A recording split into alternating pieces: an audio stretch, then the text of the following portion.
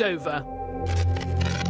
The most dangerous man in Europe is about to arrive on Britain's shores. His preachings are so incendiary, he's been forced out of his native country.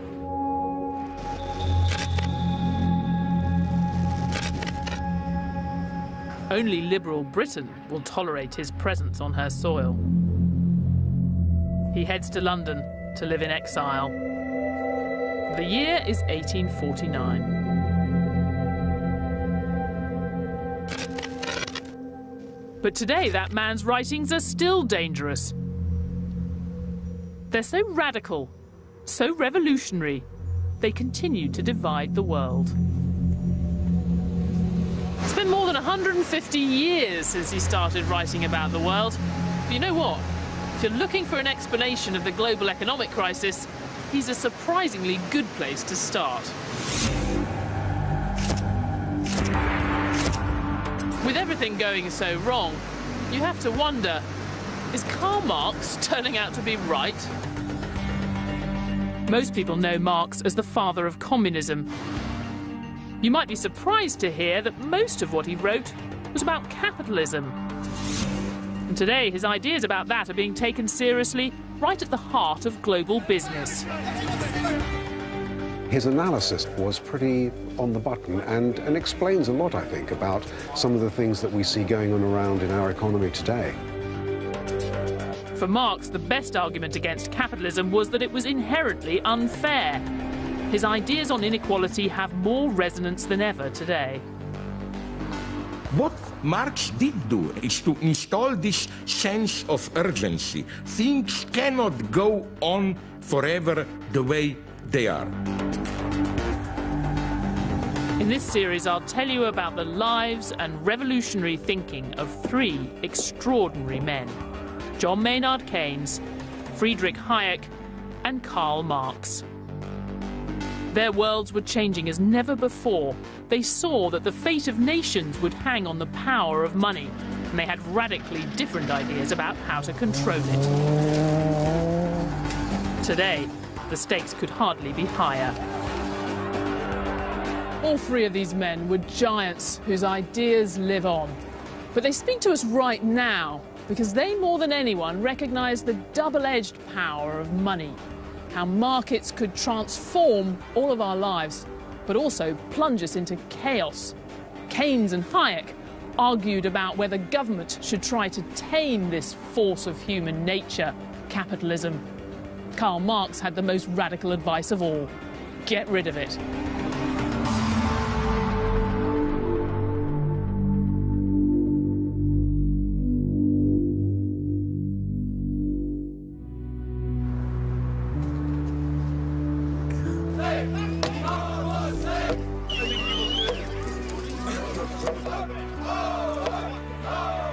In 1989, Karl Marx's reputation lay in ruins.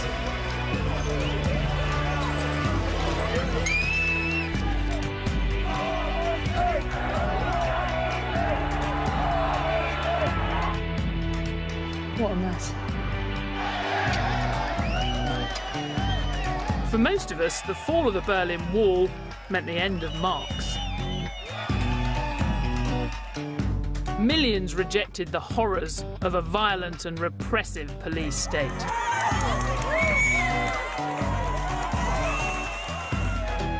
And because the communist countries claimed Marx as their inspiration, his ideas were cast aside as well. When this wall came down, I was just studying economics at university. Back then, we knew, or we thought we knew, two things about Marxism, communism. One was it hadn't delivered freedom for the workers, quite the opposite. The other, just as bad if you're an economist, is it hadn't delivered prosperity. The communist approach to the economy just hadn't worked. While the free market West took great strides, the communist planned economies had been left behind. Marx's reputation as an economist was in shreds.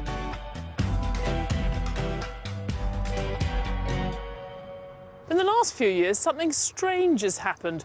It's like the global financial crisis has brought Karl Marx back from the dead. And we still don't care what he said about communism, but people are going back to his damning assessment of capitalism, all its deep-seated flaws, with a nagging doubt, is it all now coming true? When times were good, Marx was nowhere. But now the Western economies are in crisis, he's attracting new interest right at the heart of the economic establishment. From a former IMF chief economist, Marx is right on a number of dimensions. He certainly is right that income inequality can be a source of tremendous tension. to the man who saw the 2008 crisis coming. He understood that there are situations in which capitalism and globalization can lead to economic crisis. And an economist at one of the world's leading banks. It's quite hard to convince people who live in Chelsea or Chelmsford that this is of great relevance to them, but actually it's worth a bash. Anyone in Chelsea or Chelmsford who thinks Marx is only about communism is in for a shock. It's what he said about capitalism that rings so true today.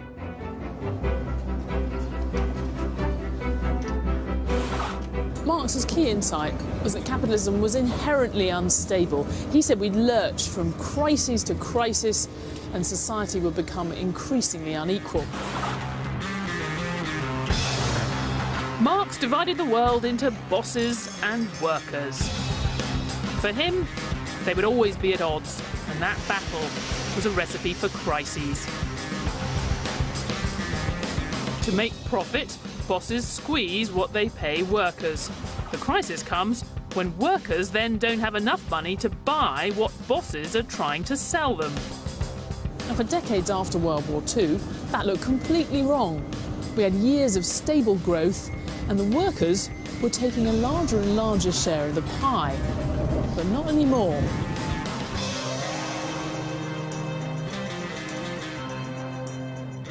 Marx would explain this crisis in terms of the fact that ordinary people haven't got enough money to spend.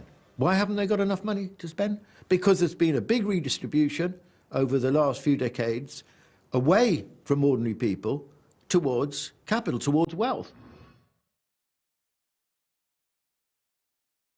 And for Marx, there's no turning back. He thought there were laws of motion running through human history. Capitalism would produce bigger and bigger crises, and then it would collapse. And he believed that the force driving us to this final collapse was the same one that built our world in the first place: the power of money. Marx had a very simple formulation about crises, which is that they are manifestations of the fundamental flaws, or contradictions as he called them, of capitalism. How would Marx have suggested solving the crisis is, of course, by abolishing capitalism. Is capitalism living on borrowed time? Are you taking me? Are you asking me? Sometimes it doesn't feel that far-fetched. Here's why I've been thinking more about Marx. It's because the last few years hasn't felt like an ordinary recession. It hasn't felt like a crisis for one economy or for a group of economies in the West. At times it really has felt like a crisis for the system, for capitalism as we know it. You want a bigger explanation, and no one's ever had a bigger explanation for everything that's happened than Karl Marx.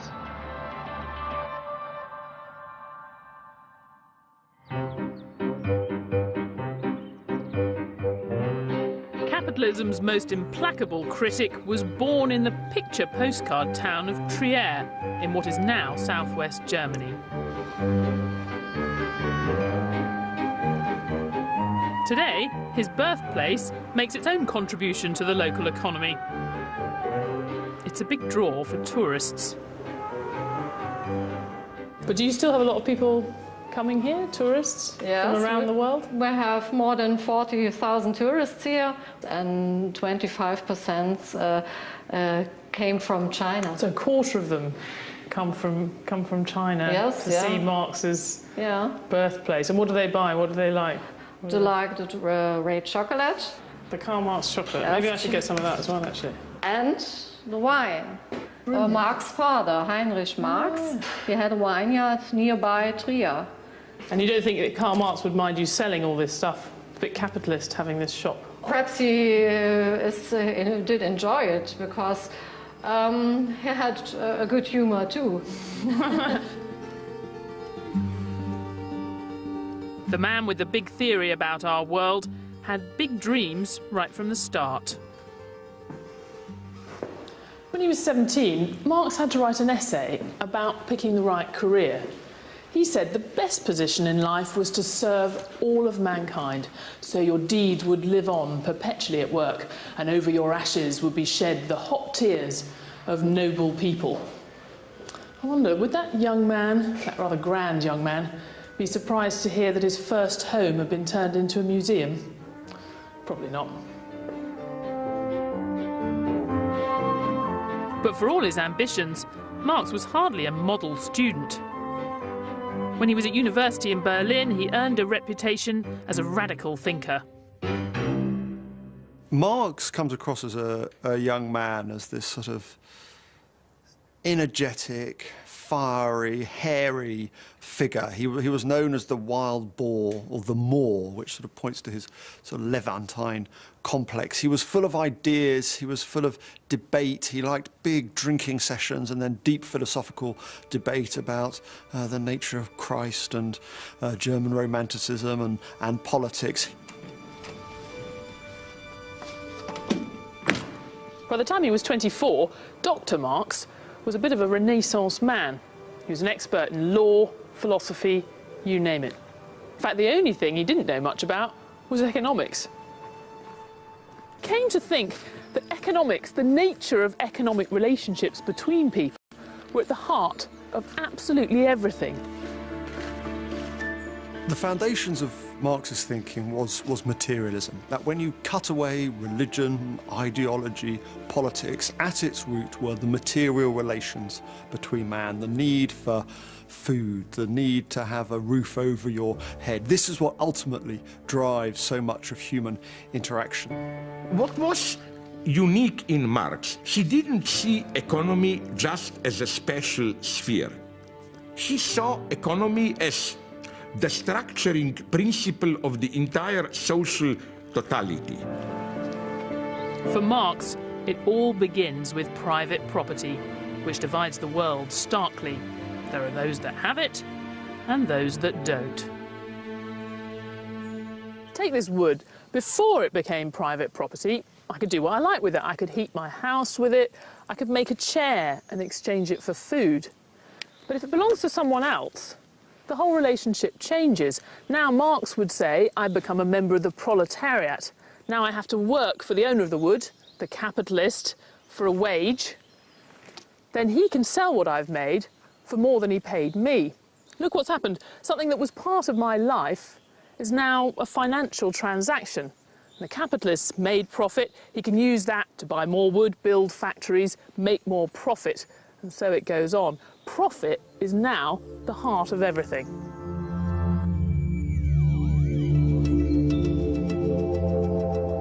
So there you have it, the Marxian view of capitalism, or the gist of it anyway. If you want more, you'll have to wade through hundreds of pages of Marx for yourself.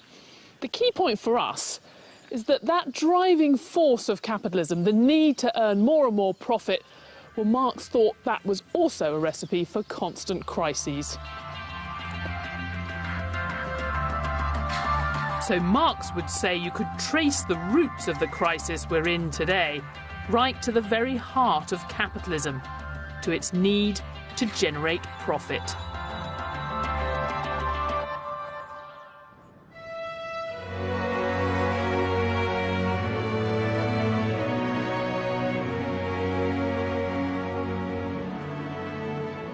What Marx was seeing in Trier was a world in flux. Feudalism was on the way out. An entirely new way of doing things had arrived. Now we know what capitalism's really made of. And the power of money today means a lot more than just throwing a few peasants in jail. A bunch of guys in a trading floor can turn the entire economy upside down. Around the world, all of our lives depend on markets, on capitalism being able to deliver. If Marx is right, if it's fundamentally flawed, well, that's a really big problem.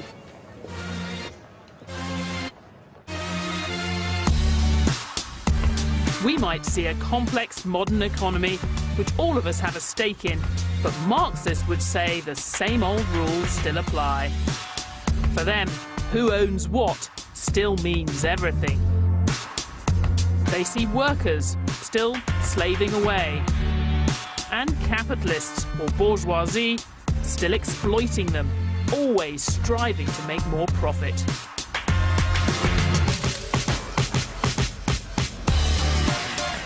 In Marx's world, any capitalist that doesn't seek maximum profit is soon replaced by one who does. So the system follows a completely predictable course, he would say, to its own destruction. It's not an idea that many people accept. He was completely wrong, including the idea that capitalism was merely a phase and contained within it the seeds of its own destruction. That's not the case. Well, everything is bound to collapse if you wait long enough. I mean, the Earth's going to, be sucked into the sun someday.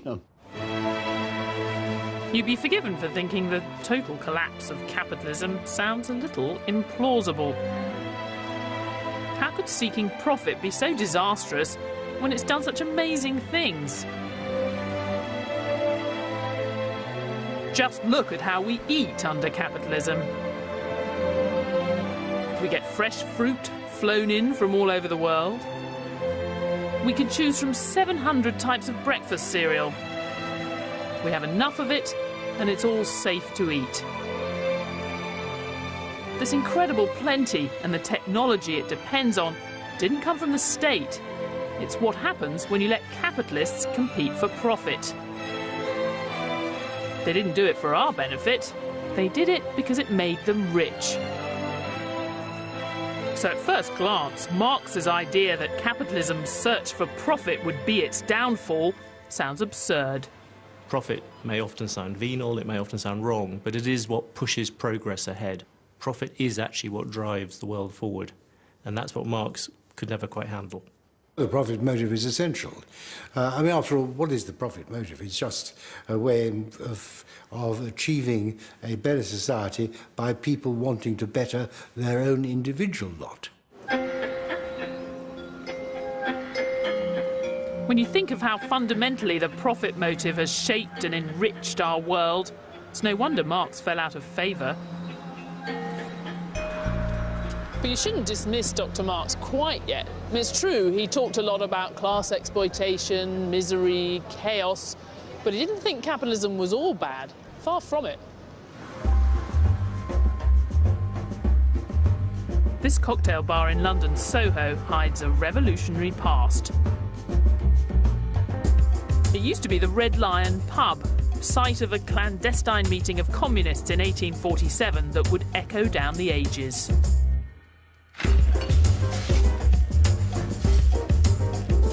It was at that meeting that they commissioned Karl Marx and his sidekick Friedrich Engels to write one of the most incendiary pamphlets of all time, the Communist Manifesto.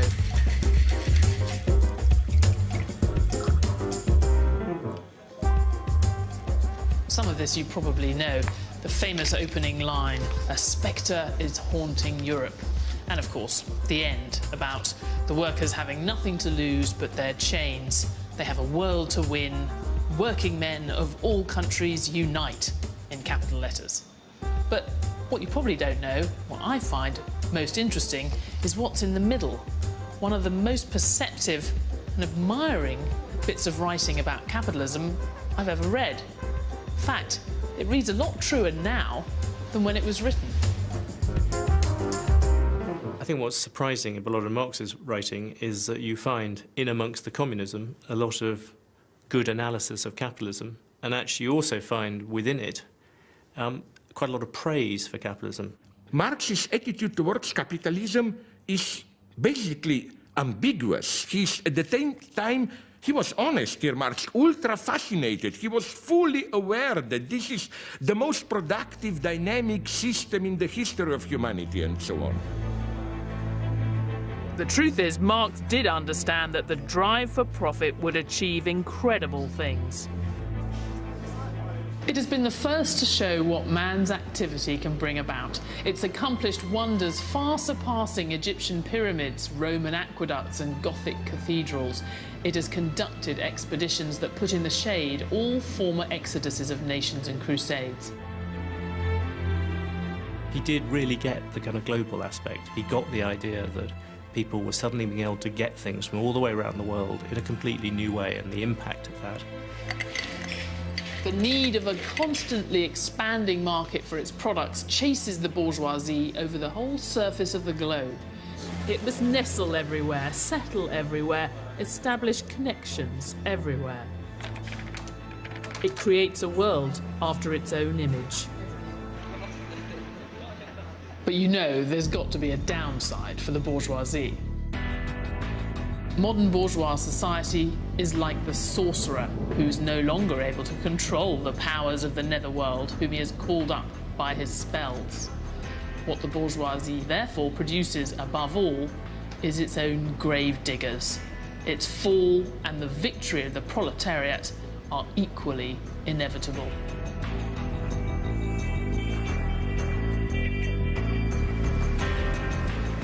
It's stirring stuff, but it does raise a bit of a puzzle. How can Marx think the capitalists, the bourgeoisie, are so brilliant and yet so doomed? Well, for him, it all came down to the way they treat their staff.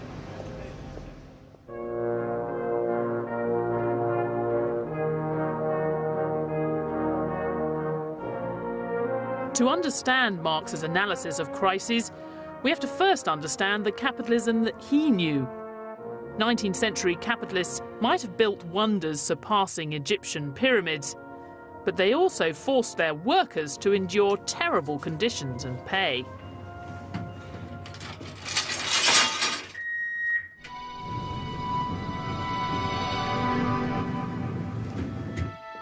The Industrial Revolution and all the incredible achievements that followed were made possible by coal miners. This is a replica of what it was like at Victorian era underground. The man you can see at far side, he had a pick and shovel and he'd work the coal, fill that corf, and then his wife had to drag that coal behind her to a loading point, which could be up to 30, 40 metres away. I didn't realise that their husband and wives would work together. Oh yeah, it were all families. Yeah. They needed a little boy or little girl to work this door as well. So, but if you took the job, you had to sort of provide small child. Yeah. So. The only light they had between them was a candle which the dad kept, so he could see what he didn't coal face. So the little boy or girl was sat on their own in the dark for 12 hours a day. It is difficult to overstate the horror of industrialisation in Europe. In 1829, Liverpool, for example, a life expectancy at birth was about 28 years. And that was the lowest age since the Black Death. So the impact of the Industrial Revolution on life chances was absolutely terrifying. By 1849, his revolutionary writings had got Marx banned from everywhere but Britain. Here he could observe the power money had to ruin lives, at a suitably safe distance, of course.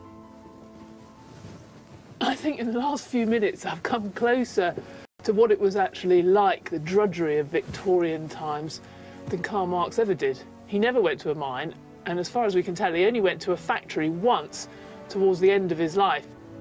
But it didn't stop him writing vividly about the horrors of Britain's dark satanic mills.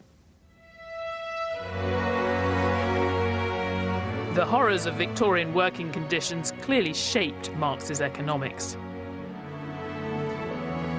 In his time, minimum pay for proles meant maximum profits for bosses, and any bosses who did choose to pay more usually went bust.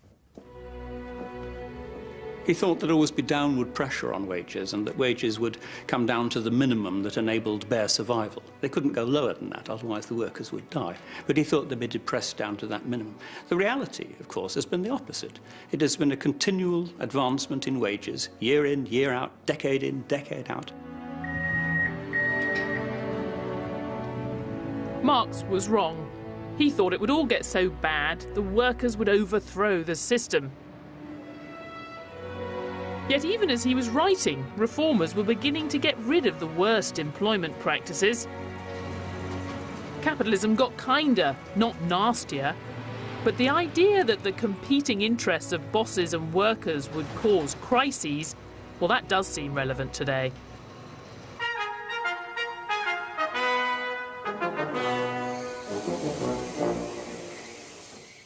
Now, it's a very sophisticated argument, so I'm going to need children's toys to explain it.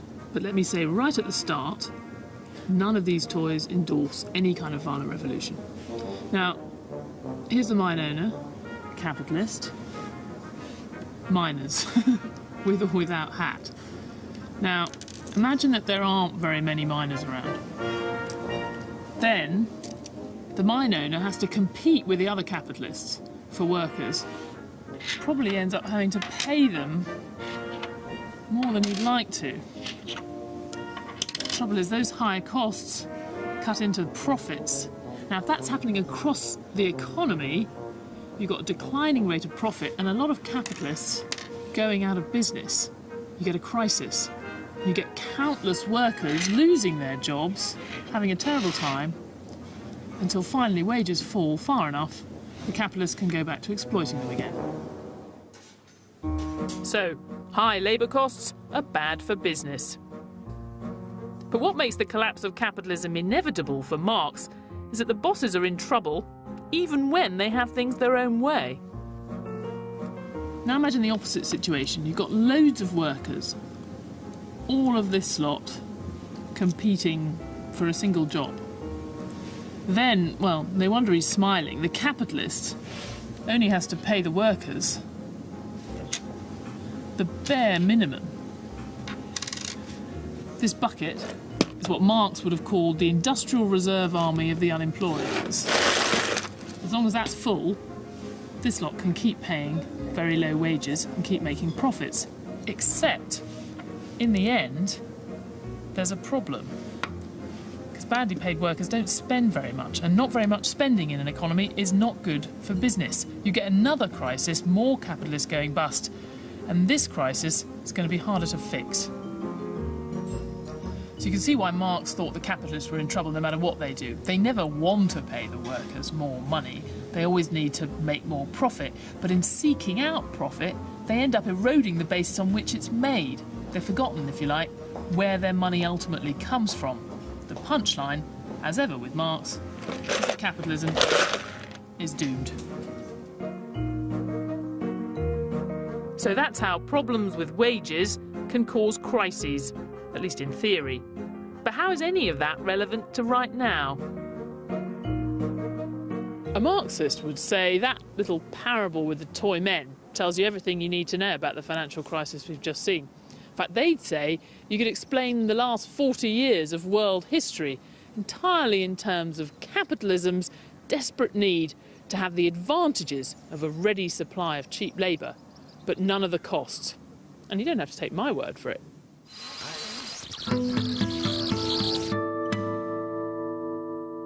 Let's take a look at the last 40 years of history through the prism of Marx's theories to show how they might explain the mess we're in. An imaginary Marxist broadcasting corporation would see it all as a good old 1970s-style class struggle. As usual, the world's divided between workers and capitalists, always fighting to get a bigger slice of the pie. And the crisis happened, Marxists would argue, because the capitalists have been coming out on top a bit too often. The fight is over wages. Capitalists want to pay less, the workers want to get more. In the 70s, powerful trade unions battled to keep wages high. But then we come to the 80s, fight back time for capitalists. This year, look, can you see an owl? Marx would have seen Margaret Thatcher and Ronald Reagan as acting purely in the interests of the capitalist bosses.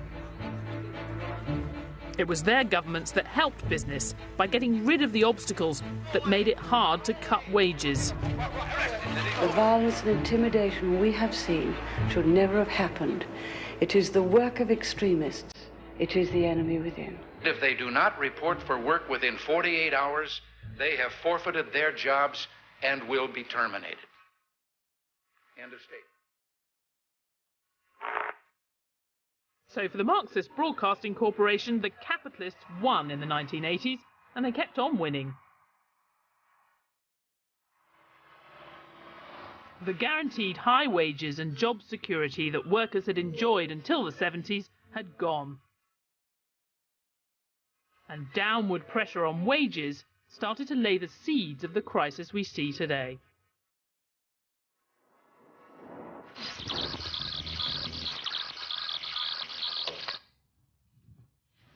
Well, it's great telly. Is it actually true? Well, we know the Marxist view of history is right about one thing, at least in Britain and America. Earnings at the very top have soared in the last few years, and everyone else has been squeezed. In Britain, real earnings have been flat or falling for the best part of 10 years, since before the crisis. And in America, that's been happening since the 70s. In the United States, a full-time male worker, median, income has stagnated for a third of a century. No increase. Household income today is the same as it was 15 years ago. All the increase to the income has gone to the top. The share of income in the United States that was going to the top 1% of the households 20 years ago was around 12%. Today, that share is closer to 23%.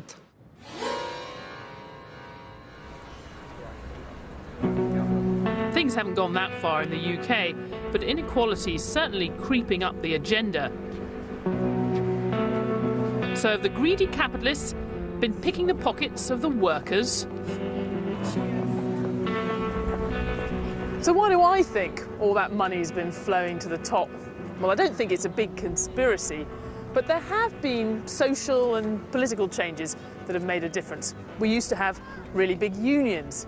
We used to have very high tax rates on rich people. And we had social norms. It just wasn't done for the people running a bank to take a huge chunk of the profits for themselves. Those things help keep a lid on inequality. We don't have them anymore. But really crucial to all of this has been the changing structure of our economy.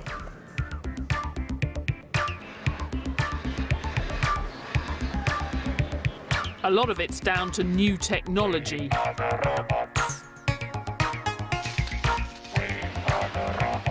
Work previously done by hand is now done by machines.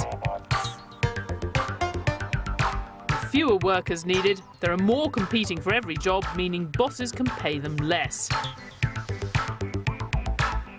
But perhaps the most significant factor is globalization. With falling barriers to trade around the world, global business has gained access to a giant new pool of cheaper labour. You have brought into the market now millions and millions of new workers in China, in India, in other parts of Asia, in parts of South America, Brazil, for instance. So that process has transformed the capital-labor ratio on a global scale. For example, an analyst can as well be sitting in the Philippines or in Mumbai to do the job that is done at a much higher price in New York.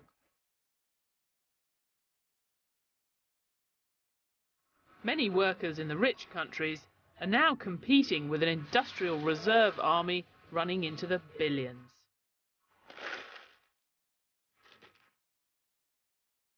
I think in emerging market economies, there'll be an overwhelming vote in favour of what has happened because almost everyone is better off than they were and would have been. But that's less evident in the industrialised world, where many lower paid people have become even lower paid relative to those who've prospered. And that is a concern. For years after World War II, we could be pretty sure Marx was wrong. Where you had capitalism, it was working pretty well. You could talk about a rising tide lifting all boats. But you look at the global economy today, I think you see a capitalism that Marx would recognise. It's lifted hundreds of millions out of poverty in China, but for most ordinary people in the West, the system's not working at all. For them, capitalism's not coming through on its side of the deal. It's an analysis that rings true even for the leader of the world's biggest economy. Long before the recession, jobs in manufacturing began leaving our shores.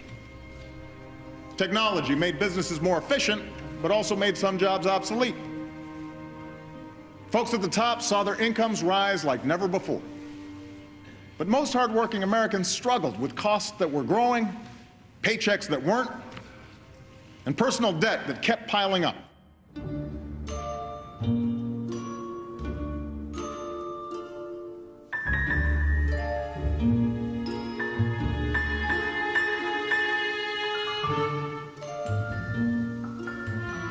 Marx would say this squeeze on wages was the root cause of the huge economic crisis that we've been living through.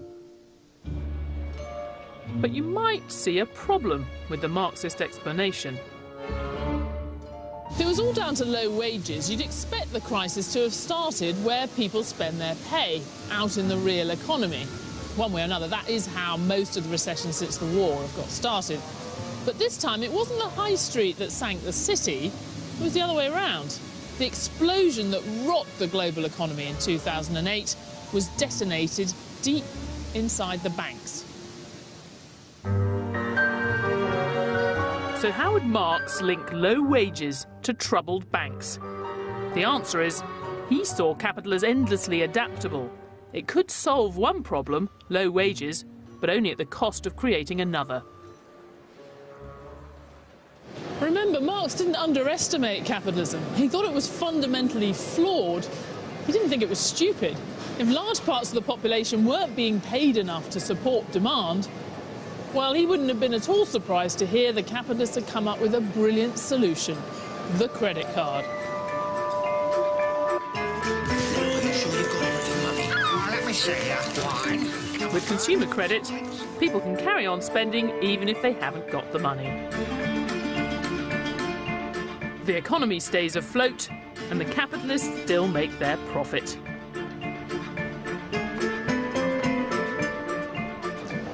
So credit provided an answer to all of capitalism's woes, but only for a while.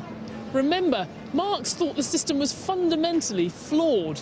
They might be very clever, these capitalists, but now more than ever, they were living on borrowed time. What we did is, as the incomes of most Americans were stagnating or even declining, we said, don't let it bother you. Keep spending as if your income was going up. And they did that very well. I mean, who would oppose it? The banks who are making money? The households who are getting their house? The politicians who have happy constituents? I mean, there is nobody who's going to be unhappy in this process until it collapses. And we all know how it ended. In retrospect, it seems obvious. Lending to people who couldn't afford it wasn't a lasting solution to anything. It led to a housing bubble which burst, threatening some of the world's biggest banks. And thanks to our integrated world, what started in the United States spread and infected the entire system, causing a global recession. So here's the Marxist explanation for the crisis we've just seen. You've got a global economy with businesses getting better and better at squeezing wages and pushing up profits. But there's a problem. They're producing a lot of stuff that the workers can no longer afford, and a lot of profits looking for a new home. The global property bubble provided an answer to both those problems. The system was kept afloat on a mountain of debt, but it was only a matter of time before it all came crashing down. Capitalism's only ever as strong as its latest temporary fix. It's an extraordinary tale, and a lot of people would say it's completely wrong. Marxism doesn't actually work, but it keeps coming back because it makes for a good story. I don't think low wages played any role at all in causing the crisis. The crisis was caused by governments and central banks flooding the market with cheap credit and cheap money because politicians don't like the downturn in an economy that throws people out of work. I think it may have, to some degree, increased the level of indebtedness that people went into the crisis with, which I think intensified how deep the crisis became. But it wasn't the underlying cause, it was a contextual factor which made it a bit worse. But the idea that low wages may have contributed to the crisis is gaining ground, even if the name Marx is as toxic as ever. George Magnus is a senior economic advisor to one of the world's leading banks. You've been writing quite a lot about Marx since this crisis started. How did you come to look at him again? Actually, it was on this trading floor. It was probably the weekend before Lehman's went bust, and it's normally a little bit noisy, but at the time it was, you could hear a pin drop. It was that deathly quiet, and I could almost feel, you know, that the global system was frozen. And it was quite a scary thought. It took me back to a lot of the things that I used to read about and study when I was much younger, the days when I actually read Marx for fun.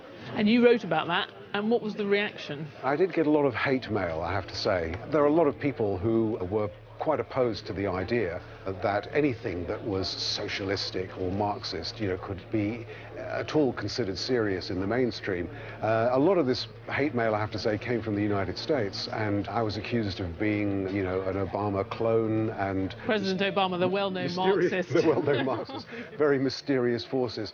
So there was a lot of negative reaction from, I think, people that probably predictably, you know, had already tied their own ideological colours to the mast. But the people who do find value in Marx aren't necessarily going to follow him all the way. I think Marx helps in framing the problem, but I think the solutions have to be different given the different environment we are in. Except Marx would insist the trap is inescapable. Capitalists must seek profit above all else, or they'll go out of business. So why would they ever choose to give workers a bigger share of the pie? What Marx would say is that we have to look for ways out of this crisis which look beyond the restoration of capitalist class power. And I think this is a time when we actually need to start thinking about the revolutionary solution again. But who exactly is revolting against who? Marx divided the world neatly into workers and capitalists, but today his stark distinction is incredibly blurred. Bosses work for themselves and workers own shares.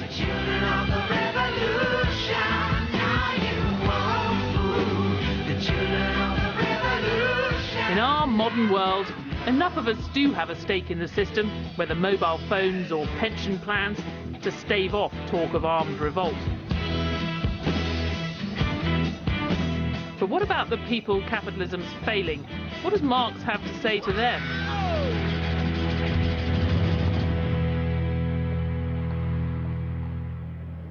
It's really amazing how well Marx seems to understand our world, where we're more interconnected than he could ever have imagined, and where all the faces of capitalism, good and bad, are now on display in pretty much every corner of the globe.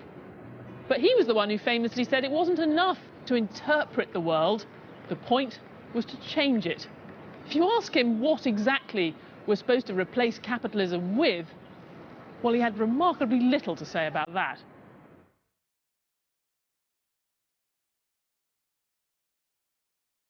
As Marx entered his final years, he seemed quite content with the way things were. He'd been poor for a lot of his life, but by 1856, he had enough money to move to London's suburbs. The young firebrand now looked like part of the establishment. He would spend his day walking around Hampstead Heath. He would worry about personal finances. He would worry about his daughters and the expense of their piano lessons. I mean, he lived a remarkably bourgeois life in many ways. In his later years, Marx was the world authority on the revolution, but he didn't seem to be in a hurry to make it happen. Young, hot-headed socialists from around the world would come to North London to pay their respects, win his support. Mr. M seemed happy to watch and wait.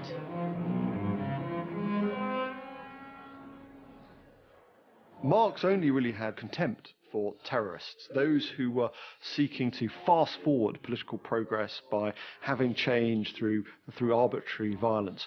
You needed the economic fundamentals in place for a proper revolution to succeed.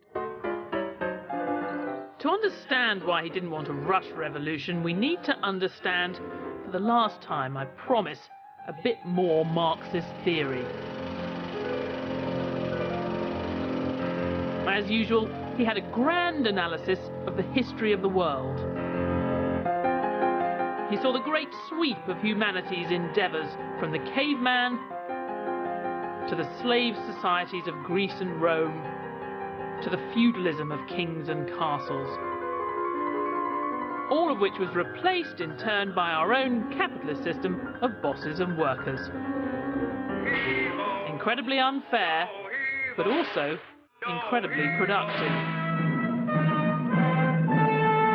Marx said only when we'd got everything we could out of capitalism could we afford to have a revolution.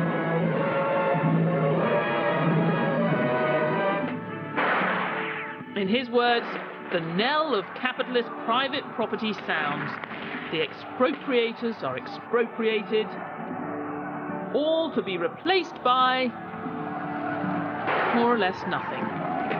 Irritatingly, there's next to no alternative laid out.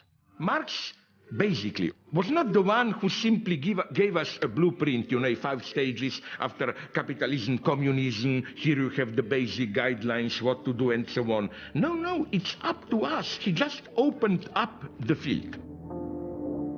Is there an alternative to capitalism? I've no idea.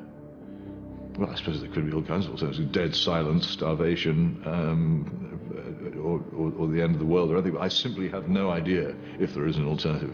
It doesn't occur to me. It doesn't seem to me to be important. It's like saying, is there an alternative to weather?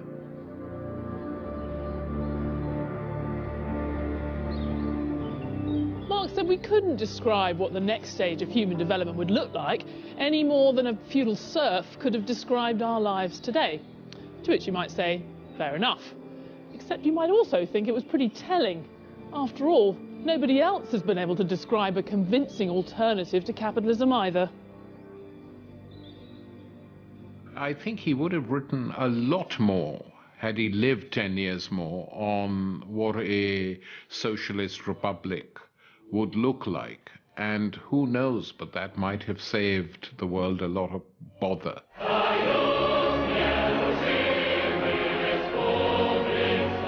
Without his blueprint, we all know what happened next. There weren't any revolutions in the rich, developed countries, as Marx predicted. Instead, it happened in one of the world's poorest nations. Soviet Russia may have left Marx far behind, but it was an attempt to try something else, and many have drawn lessons from its failure. The truth is, at the moment, there are different forms of capitalism, but on the big argument about whether you really want to have a communist system or a capitalist one, that is pretty much won everywhere, I think. There are more humane versions of capitalism or more barbaric forms of capitalism. But I don't think there's a systemic alternative to capitalism. Will there ever be? Yes, I would think so. I mean, nothing is forever. Absolutely nothing. And capitalism is not forever. But anyone looking for a fairer alternative knows they can't ever repeat what happened east of the Berlin Wall. Dictatorship, political oppression and millions of ruined lives.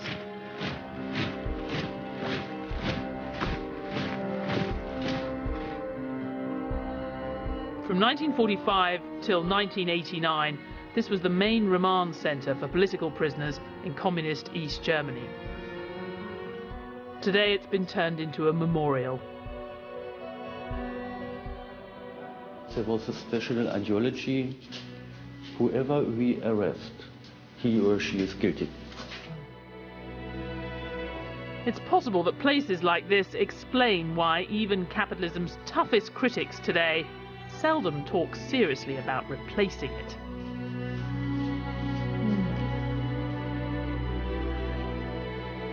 You can see with all these protests in Europe, Greece, and so on.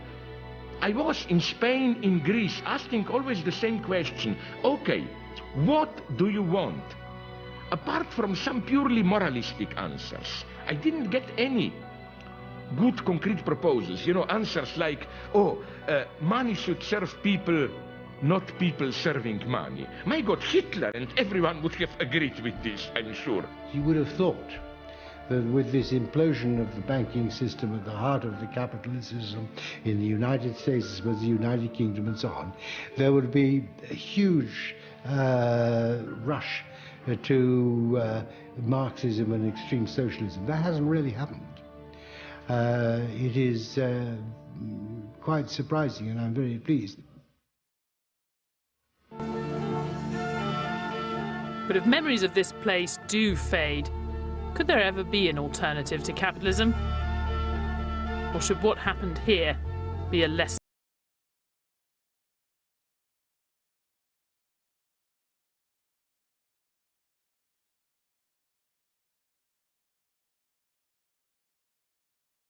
And a fact of life.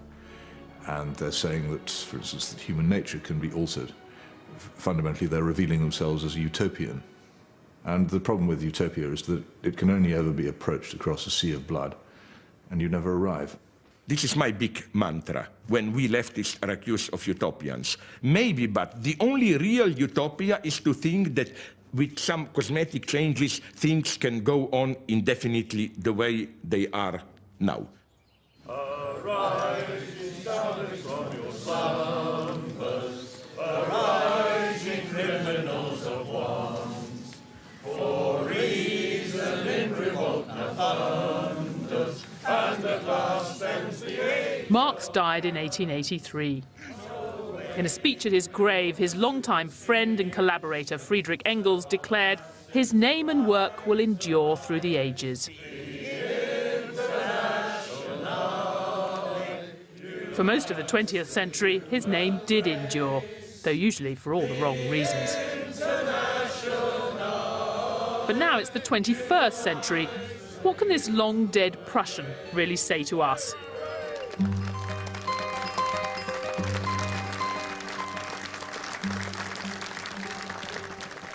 Fundamentally, I think Marx reminds us that if capitalism doesn't work for everyone, it might not work at all. When you look at what's happening, the pressure on wages, can you understand why people are sort of looking again at some of Marx's analysis? Yes, the big picture, the workers versus the capitalists. And there's no doubt that there have been significant changes in inequality and in the distribution of income, which make you pause about the benefits of the development of output and prosperity that we've seen.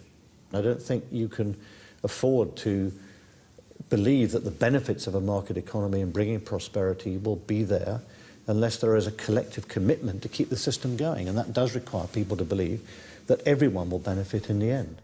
I think some of the ugliness of capitalism that he saw in the 19th century seems to be reappearing in the 21st.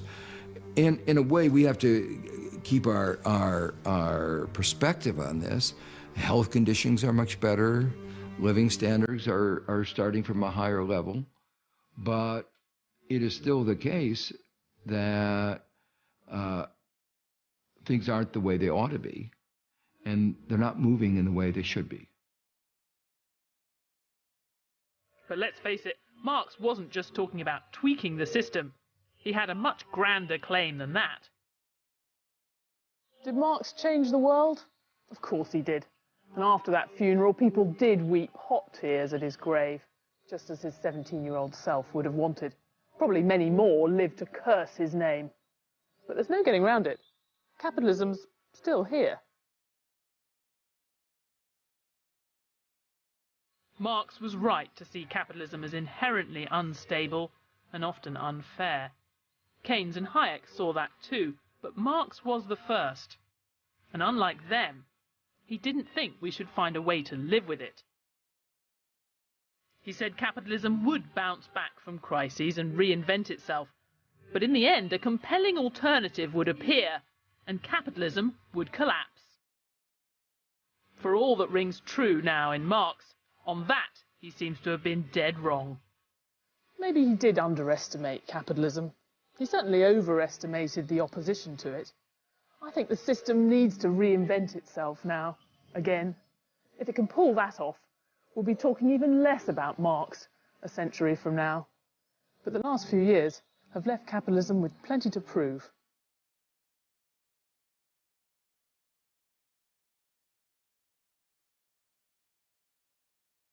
The Open University's produced 6 one-minute animations to explain some of the key economic ideas that affect all of us.